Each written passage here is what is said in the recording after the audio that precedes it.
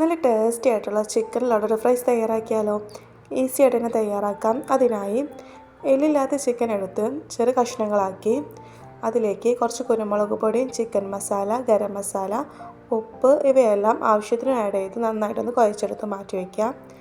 ഇനി French fries തയ്യാറാക്കാം. തിളച്ച വെള്ളത്തിലേക്ക് നീളത്തിൽ അരിഞ്ഞു വെച്ച് ഉരുളക്കിഴങ്ങ് ആഡ് ചെയ്ത് ഇതിലേക്ക് ആവശ്യത്തിനുള്ള ഉപ്പും ആഡ് ചെയ്ത് ഒരു 5 മിനിറ്റ് ഒന്ന് വേവിച്ചെടുക്കാം. ഒരുപാട് വേവിക്കേണ്ട ആവശ്യമില്ല.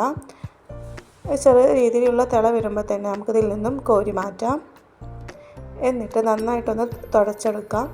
വെള്ളം നന്നായിട്ട് തുടച്ചെടുത്തതിന് ശേഷം ഇതിലേക്ക് ആവശ്യത്തിനുള്ള കോൺഫ്ലവർ ആഡ് ചെയ്യാം.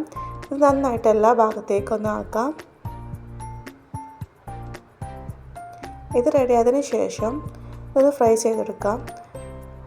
ഓയിൽ നന്നായിട്ട് ചൂടായതിന് ശേഷം ഇതിലേക്ക് ആഡ് ചെയ്യാം. ഒരു മീഡിയം ഫ്ലെയിമിലാണ് ഇത് ഞാൻ പൊരിച്ചെടുക്കുന്നത്. ഇത് റെഡിയായതിന് ശേഷം പാത്രത്തിലേക്ക് മാറ്റാം. ഇനി ചിക്കൻ ഫ്രൈ ചെയ്യാം. അതിനായി ഇതിലേക്ക് കുറച്ച് കോൺഫ്ലവറും കാശ്മീരി മുളക് പൊടിയും ആഡ് ചെയ്ത് നന്നായിട്ടൊന്ന് കുഴച്ചെടുക്കാം. ഞാൻ രണ്ടും മിക്സ് ചെയ്തിട്ടാണ് ആഡ് ചെയ്തത്. എന്നിട്ട് ഓയിൽ ചൂടായതിന് ശേഷം ഇത് നമുക്ക് പൊരിച്ചെടുക്കാം. ഇത് റെഡി ആയതിന് ശേഷം ഇനി നമുക്കൊന്ന് പാത്രത്തിലേക്ക് മാറ്റാം.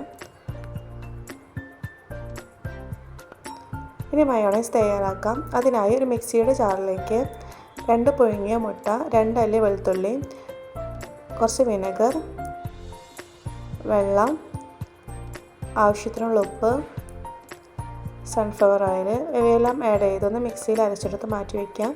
ഇനി ഫ്രഞ്ച് ഫ്രൈസിൻ്റെ മുകളിലേക്ക് നേരത്തെ പൊരിച്ച് വെച്ച ചിക്കൻ ഫ്രൈ എല്ലാം ഇതിൻ്റെ മുകളിലായിട്ട് വെച്ച് കൊടുക്കാം.